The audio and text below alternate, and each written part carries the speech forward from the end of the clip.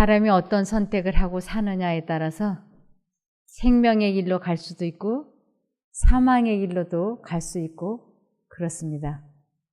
그런데 이 생명의 길을 매 순간마다 선택하는 것이 쉽지가 않는 것이 문제입니다. 여기 시편 16편 11절을 보시겠습니다. 주께서 생명의 길을 나에게 알려주셨으니 주가 계신 곳에는 기쁨이 충만하고 영원한 즐거움이 있을 것이다. 네. 주님께서 이끄시는 길을 선택하면 기쁨이 충만하고 영원한 즐거움이 있을 것입니다. 또 반대로 사람이 자기 생각에 옳다라고 여겨지는 쪽을 선택하는 것이 참 옳은 것 같은데 그렇지 않다고 하는 것이 잠언 14장 12절입니다. 어떤 길은 사람이 보기에 바른 것 같지만 결국은 죽음에 이르고 만다. 네. 대부분의 사람들이 선택하는 길이 죽음에 멸망에 이르는 길이라고 할 수 있습니다. 하나님께 향하지 않고 이 세상 것을 선택하게 될 때 사람들은 기쁘고 행복하지 않습니다. 그래서 하나님께서는 세상을 사랑치 말라. 세상을 사랑하는 자에게는 기쁨이 없을 것이기 때문에 이 사랑한다라고 하는 것은 선택하지 마라, 믿지 마라 이런 뜻이 포함되어 있는 것입니다. 그래서 하나님을 정말 사랑한다 그러면 이 세상 것을 선택하지 말고 하나님을 선택하라고 말씀하시는 것입니다. 여기 성경에서 말하는 복 있는 사람과 세상 사람들이 이야기하는 생각하는 복 있는 사람은 다릅니다. 하나님께서 복에 대해서 말씀하시는데 하나님이 말씀하시는 복은 영생을 얻는 것을, 영생을 소유하는 것을 복이라 그랬고, 이 세상 사람들이 생각하는 복은 경제적인 재물이라든지 건강이라든지 무슨 재력이라든지 치아라든지 이런 것을 복이라고 그러는데, 하나님께서 말씀하시는 복은 사람이 이 땅에 태어난 목적을 이루는 것을 복이라 그러는 것이에요.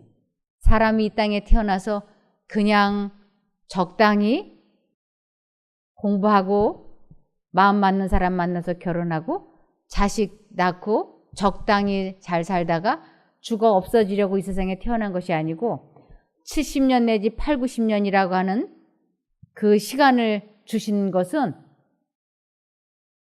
매 순간마다 하나님을 선택을 해서 하나님의 품성을 우리 속에 재현시켜서 하나님을 닮은 품성으로 변화되어서 천국에 가서 하나님과 영원히 영생하려고 태어난 것입니다. 그래서 그 목적을 이루는 삶을 복이라고 말씀을 하셨고, 그 복을 잊어버리는 것을 가장 큰 슬픔이라고 말씀하셨습니다. 그래서 이 복 있는 사람의 특징이 있는데 그것이 시편 1편에서 1절부터 보시겠습니다. 정말 영생을 소유한 사람, 정말 복 있는 사람. 복 있는 사람은 악인의 길을 쫓지 아니하며 죄인의 길에 서지 아니하며 오만한 자의 자리에 앉지 아니하고. 네, 여기 악인의 길을 쫓지 아니하며 죄인의 길에 서지 아니하며, 이것은 이 마음속에 두 가지 생각이 들어올 때 하나님 말씀을 선택을 하고 사단이 넣어주는 생각을 선택하지 않는 것을, 악인의 꾀, 사단의 생각을 따라가지 않는다. 죄인, 사단의 종노릇을 하지 않는다. 이런 뜻입니다. 그러면서 사람은 이 마음속에 두 가지 생각 중에 어느 한 가지는 선택을 해서 꼭 이 머리에 그 생각이 돌아가야 되는데, 이 세상의 대부분의 사람들, 그들은 자기 자신이 생각을 만들어서 하고 있다고 믿고 있기 때문에 잡념을 아무런 저항 없이 그냥 하고 있는 것입니다. 이 잡념은 사단이 주는 것이고 하나님은 사람 마음속에 잡념을 주입시키지 않습니다. 그래서 이 잡념이 마음속에 들어왔을 때 이것을 강하게 결심을 하고 하나님을 불러야만 그 잡념에서 벗어날 수 있습니다. 이 잡념에 이 세상 사람들은 다 중독이 되어 있습니다. 그래서 내가 이 잡념에 중독이 되어 있다고 하는 것을 아는 사람도 거의 없습니다. 그래서 이 잡념에서 벗어나는 것을 방법을 알고 있는 사람, 그것이 복이 있는 사람의 특징이라고 할 수 있습니다. 2절 계속해서 오직 여호와의 율법을 즐거워하여 그 율법을 주야로 묵상하는 자로다. 네, 여호와의 율법, 하나님의 말씀입니다. 그리고 끊임없이 하나님과 대화를 주고받는 것이에요. 하나님과. 그래서 하나님과 대화를 주고받는 것이 습관이 되어 있는 사람을 복 있는 사람이라고 합니다. 그래서 내가 하나님을 의지하고 있고 하나님을 사랑하고 믿고 있다고 하는, 잊지 않고 있다고 하는 표현으로 하나님을 순간순간 부르는 것이에요. 하나님의 이름을 부른다고 하는 것은 기도하는 것입니다. 주문을 외우거나 강신술이 아니에요. 하나님, 저를 도와주십시오. 이 잡념에서 저를 해방시켜 주십시오. 라는 뜻으로 하나님, 아니면 예수님, 아니면 주님, 이렇게 여러 가지로 부르는 것입니다. 그래서 예수라고 하는 그 이름 뜻 자체가 자기 백성을 저희 죄에서 구원할 자라는 뜻이에요. 저희 죄, 생각, 사단이 넣어주는 생각에서 해방시켜 주실 수 있는 분은 하나님 한 분밖에 안 계신 것입니다. 그래서 오직 여호와의 율법을 즐거워하여 그 율법을 주야로 묵상하는 자로다. 주야로 밤낮 없이 하나님을 잊어버리지 않고 있는 상태, 그분을 부르는 상태. 그래서 저는 보통 7시 반부터 졸음이 오기 시작을 해서 그때 누우면 새벽 2시면 다 잤어요. 그러니까 7시 반에서 9시 사이에는 제가 잠자리에 들어가 있습니다.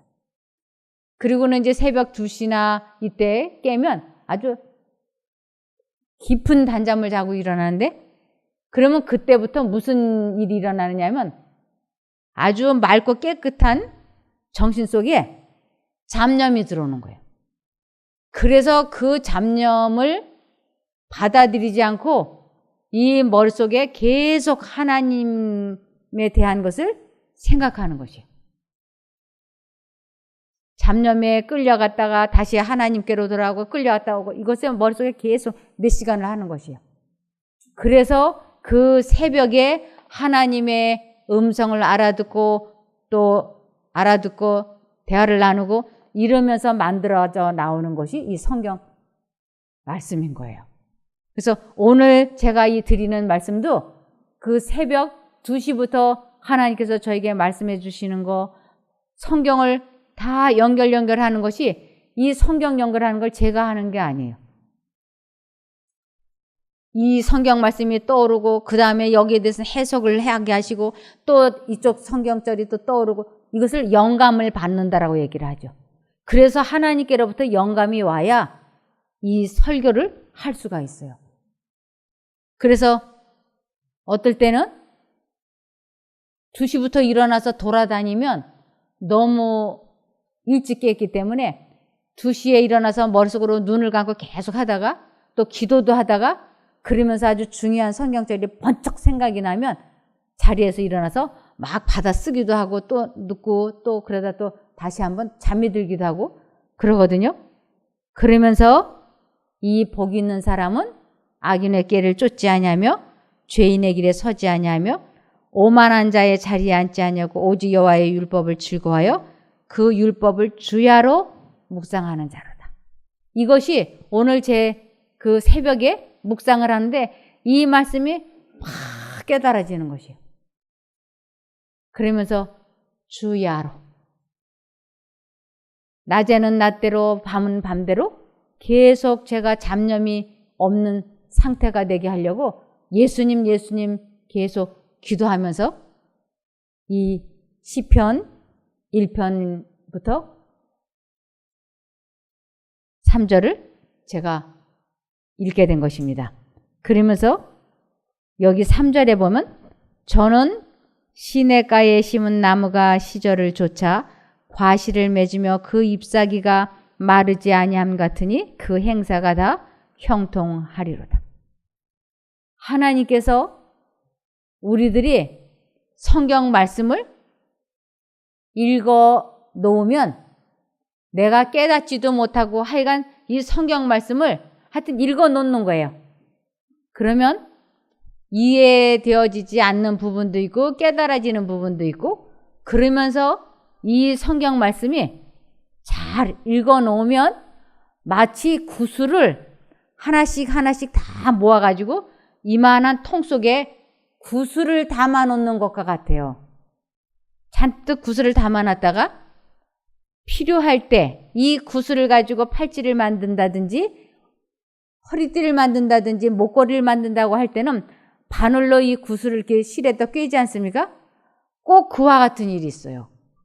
이 성경 말씀을 쭉 읽어 놓으면 이 마음이라고 기억력이라고 하는 곳에 이 진주알이 가득 담겨 있다가 아주 꼭 필요한 때는 하나님께서 이 진주알을 꺼내주듯이 이 말씀을 하나씩 생각이 탁탁 이렇게 나게 하세요.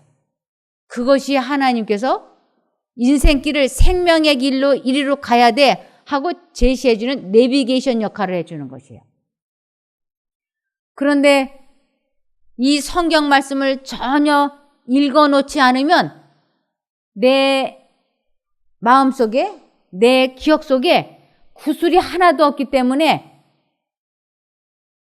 기억나게 해주실 게 없는 거예요. 그러면 그때 하나님의 성령께서 우리 마음에 말씀을 이렇게 해주시지만 그것을 그냥 내가 생각을 만들어서 하는 줄 믿고 그 생각을 무시하고 내 마음대로 선택을 해서 우리들의 인생이 어려움에 처하게 되는 것입니다. 그래서 이 말씀을 읽어 놓으면 깨닫지도 못한 것을 재미도 없는데 이러면서 그래도 자꾸 읽어 놓는 거예요. 그러면 어느 날 하나님께서 시기적절할 때 그 성경절을 이렇게 반짝반짝반짝 마치 비누방울 터지듯이 머릿속에서 탁탁탁 터지면서 깨닫게 해주세요. 그것은 성령께서 하시는 역할입니다. 그러므로 하나님께서는 내 백성이 지식이 없으므로 망한다 그랬어요. 생각나게 할 성경절 하나도 없고 말씀을 하시는데도 깨닫지 못하고 그러면 사단이 이끄는 대로 끌려가게 되어 있는 것입니다. 제가 하나님의 음성을 이렇게 알아들어 가지고 위기를 모면한 적이 참 많았어요. 아, 이건 하나님의 음성인데 이렇게. 제가 하나님의 음성을 알아듣지 못해 가지고 아주 낭패를 보았는데 그때 비싼 수업료를 지불하면서 이것을 배웠어요. 절대로 동업을 하면 안 된다고 하는 것이 하나님의 말씀이었는데 그 성경절은 제가 다 읽어놨어요. 잠언을 쭉 읽었기 때문에. 그런데 어느 날 제가 교회 집사님과 동업을 하려고 할 때 주변 사람들이 다 말리고 그랬는데도 제가 고집을 부렸어요. 하고 싶다고.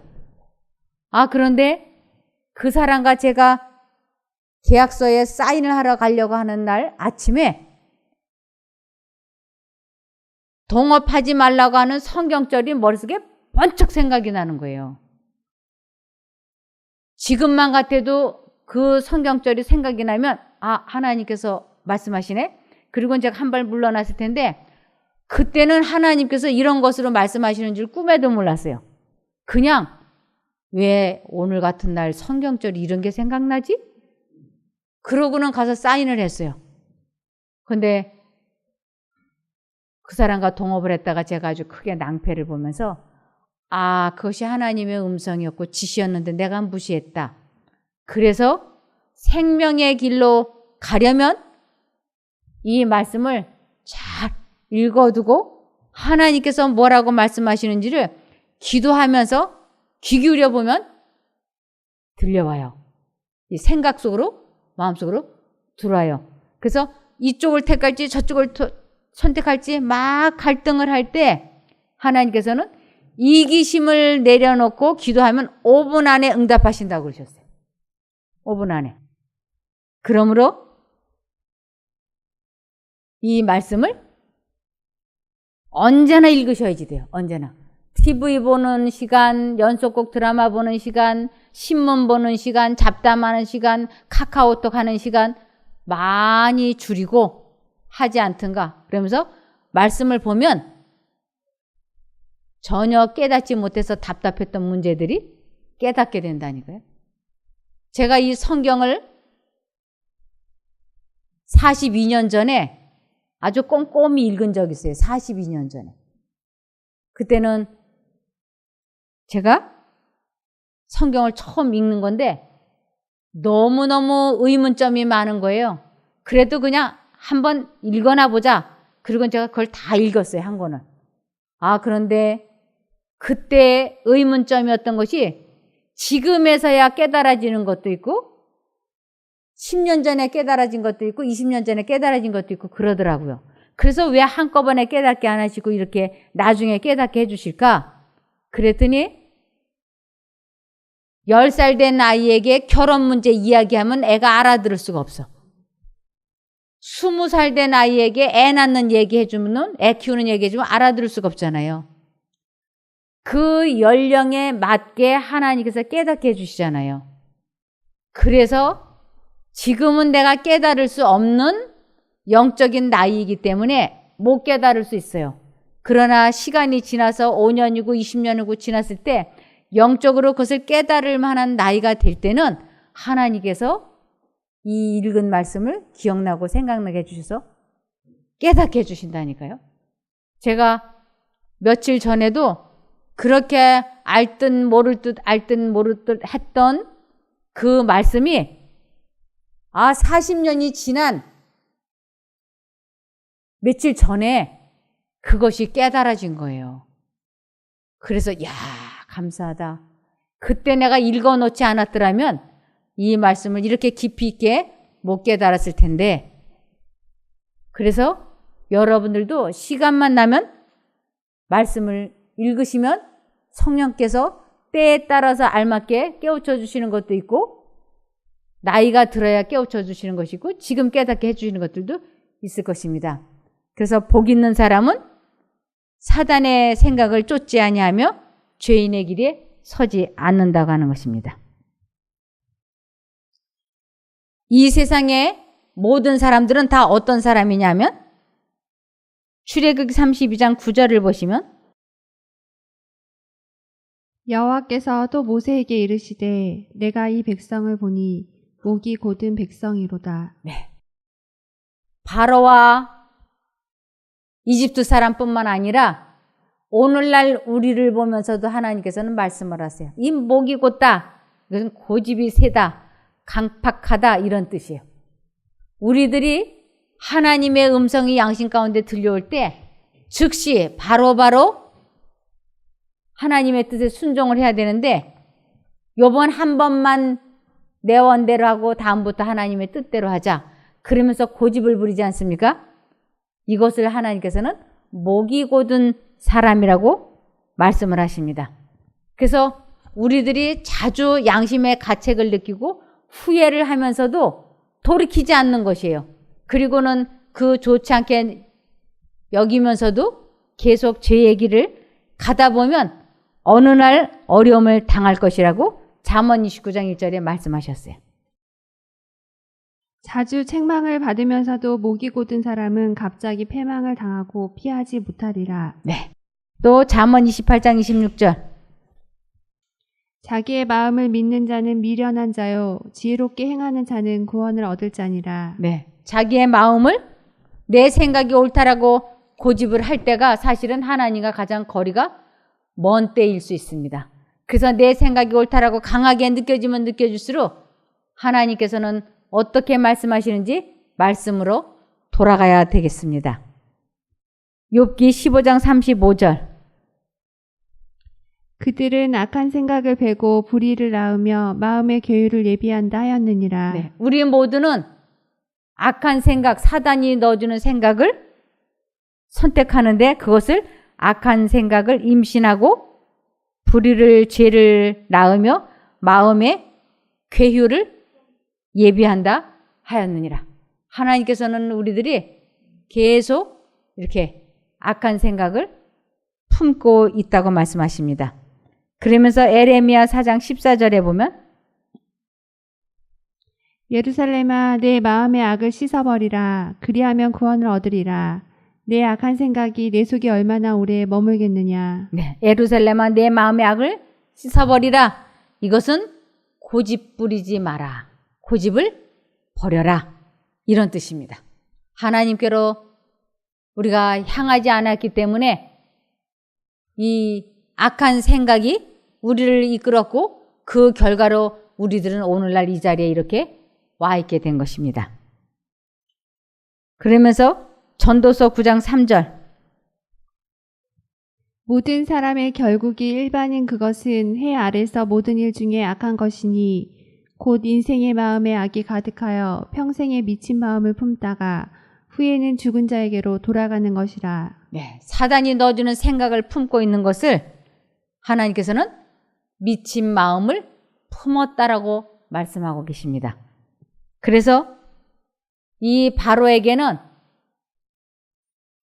모세가 하나님의 권세를 가지고 와가지고 이 백성을 히브리 사람들을 다 내보내라고 해방시키라고 했으나 바로는 이기심 때문에 그렇게 하지 않았습니다.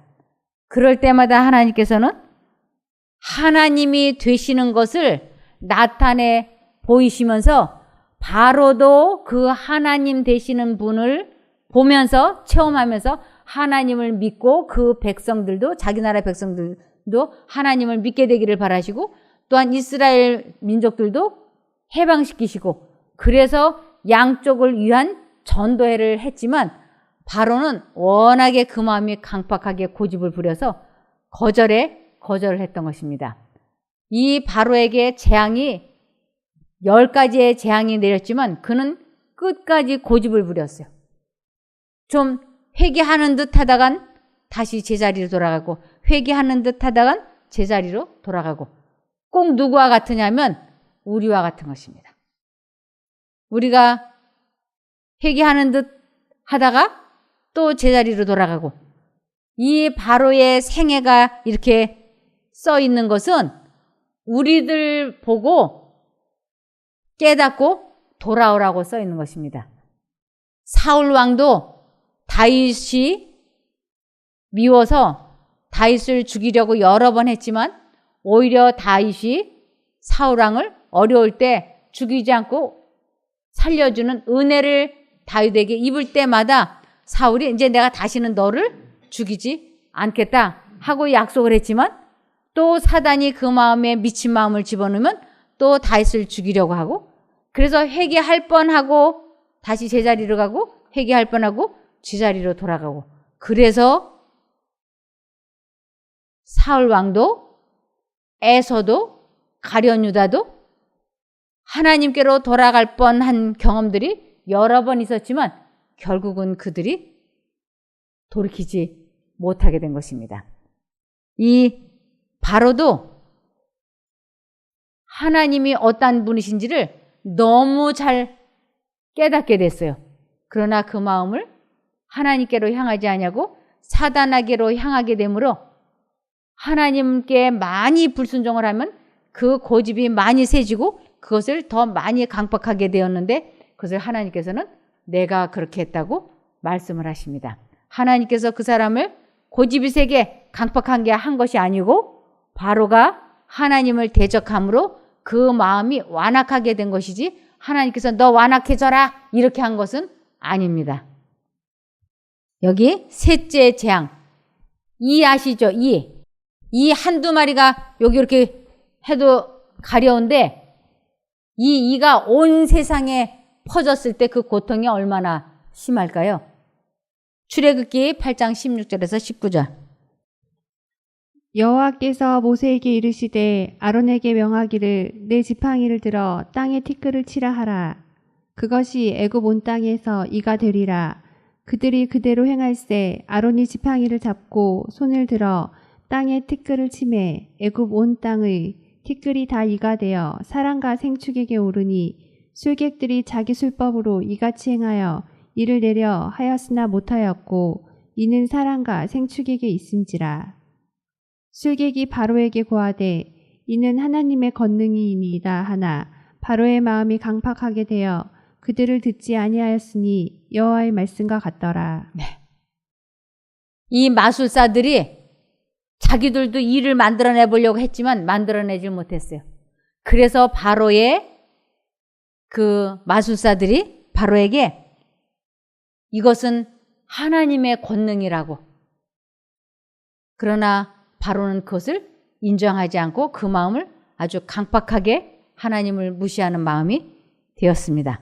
넷째 재앙은 이제 파리가 온 세상에 가득한 재앙으로 하나님께서 내가 하나님이시다라고 하는 걸 다시 이 사랑하는 바로에게 나타내 보셨습니다.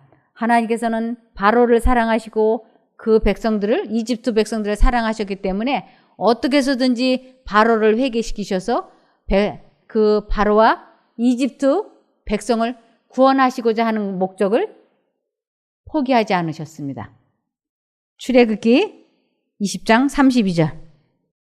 여호와께서 모세에게 이르시되 아침에 일찍이 일어나 바로 앞에 서라. 그가 물로 나오리니 그에게 이르기를 여호와의 말씀에 내 백성을 보내라. 그들이 나를 섬길 것이니라.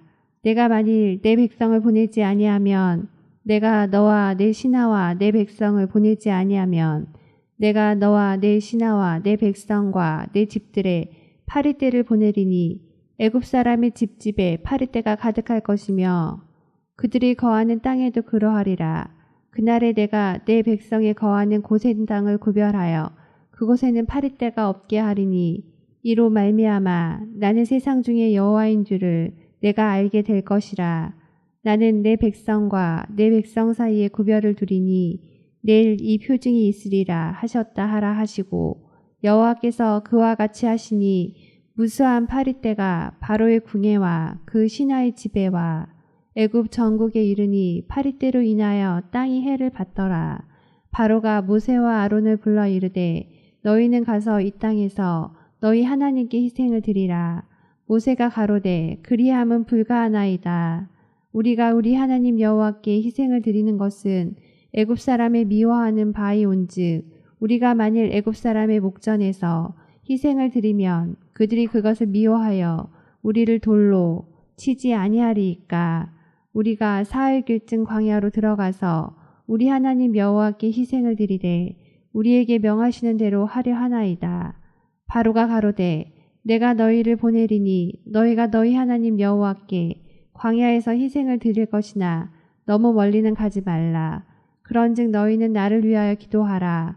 모세가 가로되 내가 왕을 떠나가서 여호와께 기도하리니 내일이면 파리떼가 바로와 바로의 신하와 바로의 백성을 떠나려니와 바로는 이 백성을 보내어 여호와께 희생을 드리는 일에 다시 거짓을 행치 마소서 하고 모세가 바로를 떠나 나와서 여호와께 기도하니 여호와께서 모세의 말대로 하사 파리를 바로와 그 신하와 그 백성에게 몰수히 떠나게 하시니라. 그러나 바로가 이때에도 마음을 완강케 하여 백성을 보내지 아니하였더라. 네. 이 바로가 아주 힘들 때는 나가라고 해놓고 그 재앙이 조금 가라앉으면 또 원래대로 돌아가고 우리들과 같지 않습니까? 우리들이 아프고 어려울 때는 막 새벽 기도도 하고 갑자기 안 읽던 성경도 읽고 그러면서 하나님 했다가 좀 일이 좀 잘 풀어지고 좀 잘 되면 느슨해지면서 다시 또 옛날에 사고방식과 생활방식으로 돌아가죠. 여기 이번에는 5번째 재앙은 생축의 죽음입니다. 출애굽기 9장 1절에서 7절. 여호와께서 모세에게 이르시되 바로에게 들어가서 그에게 이르라. 히브리 사람의 하나님 여호와께서 말씀하시기를 내 백성을 보내라. 그들이 나를 섬길 것이니라. 내가 만일 그들 보내기를 거절하고 억지로 잡아두면 여호와의 손이 들에 있는 내 생축 곧 말과 나귀와 약대와 우양에게 더하리니 심한 악질이 있을 것이며 여호와가 이스라엘의 생축과 애굽의 생축을 구별하리니 이스라엘의 자손에 속한 것은 하나도 죽지 아니하리라 하셨다 하라 하시고 여호와께서 기한을 정하여 가라사대 여호와가 내일 이 땅에서 이 일을 행하리라 하시더니 이튿날에 여호와께서 이 일을 행하시니 애굽의 모든 생축은 죽었으나 이스라엘 자손의 생축은 하나도 죽지 아니한지라. 바로가 보내어 본즉 이스라엘의 생축은 하나도 죽지 아니하였더라. 그러나 바로의 마음이 완강하여 백성을 보내지 아니하니라. 자기 나라의 모든 가축은 다 죽었는데 고센 땅에 있는 히브리 사람의 가축은 하나도 죽지 않았다고 하는 것을 확인해보고 알았으면서도 바로는 그 고집이 얼마나 셌는지 얼마나 강박했는지 그는 히브리 사람들을 놓아주려고 하지 않았습니다. 하나님께서는 이렇게 바로가 고집을 부리고 강박하게 했지만 그래도 하나님께서는 이 바로를 사랑하심으로 포기하지 않으셨어요.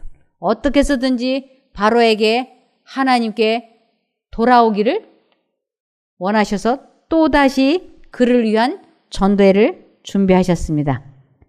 이번에는 독종이라고 하는 것입니다. 독종이라고 하는 것은 이 몸에 온 몸에 아주 지독한 종기를 의미합니다. 출애굽기 9장 11절에서 12절 술객도 독종으로 인하여 모세 앞에 서지 못하니 독종이 술객들로부터 애굽 모든 사람에게 발하였음이니라. 그러나 여호와께서 바로의 마음을 강팍해 하셨으므로 그들을 듣지 아니하였으니 여호와께서 모세에게 말씀하신가 같더라. 네. 이 술객들 하여튼 모든 사람들에게 이게 심한 종기가 났지만 바로는 끝까지 하나님의 뜻에 굴복하려고 하지 않는 것이었어요. 지금 이 세상에 얼마나 많은 사람들이 악성 종기가 있습니까? 악성이냐 양성이냐 해가면서 많이들 종기들이 있죠? 그런데 하나님 믿으라 그러면 안 믿어요. 항암 치료를 한다든지 아니면 무슨 스칼렌을 먹는다든지 아니면 무슨 요법을 한다든지 이러면서 자기 뜻대로 하려고 그러지 악성 종기가 나도 하나님께로 돌아오지 않는 사람이 많이 있지 않습니까? 그래서 이러한 말씀을 보면서 사람들이 자기 자신과의 싸움에서 승리한다고 하는 것, 죄를 정복하고 하나님께 돌아온다고 하는 것이 쉽지 않다고 하는 것을 이 바로의 생애를 보면서 알 수 있다고 하겠습니다. 이번에는 7번째 재앙인데 이것은 우박이 불덩이와 함께 내려오는 재앙입니다. 출애굽기 9장 24절에서 28절 우박이 내림과 불덩이가 우박에 섞여 내림이 심히 맹렬하니 애굽 전국에 그 개국 이래로 그 같은 것이 없던 것이라. 우박이 애굽 온 땅에서 사람과 진승을 물온하고 무릇 밭에 있는 것을 쳤으며 우박이 또 밭의 모든 채소를 치고 들의 모든 나무를 꺾었으되 이스라엘 자손에 거한 고센 땅에는 우박이 없었더라. 바로가 사람을 보내어 모세와 아론을 불러 그들에게 이르되 이번은 내가 범죄하였노라. 여호와는 의로우시고 나와 나의 백성은 악하도다. 여호와께 구하여 이 뇌성과 우박을 그만 그치게 하라. 내가 너희를 보내리니 너희가 다시는 머물지 아니하리라. 네. 다시 출애굽기 9장 31절에서 32절 이렇게 우박이 쏟아질 때 보리는 이삭이 나오고 아마는 꽃이 피어 그것들은 많이 망가졌으나 밀과 쌀 보리만은 아직 이삭 팰 때가 되지 않아서 별 피해가 없었다. 그러는데도 어떻게 하느냐 하면 아주 모든 식물이 다 망했는데도 굶어 죽게 됐는데도 출애굽기 9장 34절을 보시면 바로가 비와 우박과 내성에 그친 것을 볼 때 다시 범죄하여 마음을 완강케 하니 그와 그 신하가 일반이라. 바로의 마음이 강팍하여 이스라엘 자손을 보내지 아니하였으니 여호와께서 모세에게 말씀하신과 같더라. 네. 모세도 아주 끈질기게 하나님을 대적하지만 하나님께서도 끈기 있게 이 바로를 사랑하세요. 그래서 끝까지 바로를 구원하시려고 이렇게 이번에는 8번째 재앙, 메뚜기가 올라오는 재앙을 보내셨습니다. 출애굽기 10장 15절에서 29절. 메뚜기가 온 지면에 덮여 나름에 땅이 어둡게 되었고 메뚜기가 우박에 상하지 아니한 밭의 채소와 나무 열매를 다 먹었으므로 애굽 전경에 나무나 밭의 채소나 푸른 것은 남지 아니하였더라. 바로가 모세와 아론을 급히 불러서 이르되 내가 너희 하나님 여호와와 너희에게 득죄하였으니 청컨대 나의 죄를 이번만 용서하고 너희 하나님 여호와께 구하여 이 죽음만을 내게서 떠나게 하라. 그가 바로에게서 나가서 여호와께 구하매 여호와께서 돌이켜 강렬한 서풍이 불게 하사 메뚜기를 홍해에 몰아 넣으시니 애굽 온 지경에 메뚜기가 하나도 남지 아니하니라. 그러나 여호와께서 바로의 마음을 강팍케 하셨으므로 이스라엘 자손을 보내지 아니하였더라. 여호와께서 모세에게 이르시되 하늘을 향하여 내 손을 들어서 애굽 땅 위에 흑암이 있게 하라. 곧 더듬을 만한 흑암이리라. 모세가 하늘을 향하여 손을 들매 캄캄한 흑암이 3일 동안 애굽 온 땅에 있어서 그동안은 사람이 서로 볼 수 없으며 자기 처소에서 일어나는 자가 없으되 이스라엘 자손에 거하는 곳에는 광명이 있었더라. 바로가 모세를 불러서 이르되 너희는 가서 여호와를 섬기되 너희 양과 소는 머물러 두고 너희 어린 것은 너희와 함께 갈지니라. 모세가 가로되 왕이라도 우리 하나님 여호와께 드릴 희생과 번제물을 우리에게 주어야 하겠고 우리의 생축도 우리와 함께 가고 한 마리도 남길 수 없으니 이는 우리가 그 중에서 취하여 우리 하나님 여호와를 섬길 것임이며 또 우리가 거기까지 이르기까지는 어떤 것으로 여호와를 섬기는지 알지 못함이니이다 하나 여호와께서 바로의 마음을 강팍케 하셨으므로 그들을 보내기를 즐겨 아니하고 모세에게 이르되 너는 나를 떠나가고 스스로 삼가 다시 내 얼굴을 보지 말라. 내 얼굴을 보는 날에는 죽으리라. 모세가 가로되 왕의 말씀이 옳으니이다. 내가 다시는 왕의 얼굴을 보지 아니하리이다. 네. 8번째는 메뚜기 재앙이었고 9번째는 흑암의 재앙이었습니다. 그런데 아주 다급할 때는 잘못했다고 내가 범죄했다고 싹싹 빌고 그런데 또 좀 숨 쉴만 하면 바로가 언제 그랬냐는 듯이 또 마음을 강박하게 하고 꼭 우리와 같지 않습니까? 우리들이 어려울 때는 아주 하나님 내가 다시는 안 그러겠다고 약속해놓고 또 좀 괜찮아지면 또 바로의 모습을 보면서 저는 제 모습을 보는 것 같았어요. 야, 어쩌면 이렇게 나하고 똑같은 사람이 있을까? 그런데 언제 우리가 결정적인 돌이키는 선택을 할 것인가? 그것은 아무도 모르는 것이에요. 내가 언제 아주 단호하게 죄와 인연을 끊고 하나님 쪽을 선택할 것인지 그것은 각자의 운명을 결정하는 것이기 때문에 그것은 각자에게 속한 시간이지 다른 사람들은 알 수 없습니다. 요 나머지 이제 10번째 재앙을 어떻게 그가 경험하게 되는지는 내일 말씀드리겠습니다. 기도하겠습니다. 하늘에 계신 저희들의 아버지 하나님, 바로 왕을 보면서 저희들의 과거와 현재를 보는 것과 같습니다. 저희들이 끝까지 하나님을 선택할 수 있도록 도와주시옵소서. 말씀을 읽을 때 하나님의 천사가 보호하여 주시고 온전히 바르게 깨닫게 도와주시옵소서. 말씀을 읽고 깨달은 것을 실제 생애에 적용해보고 체험해보는 저희가 되게 복 주시기를 예수님 이름으로 기도드리옵나이다. 아멘.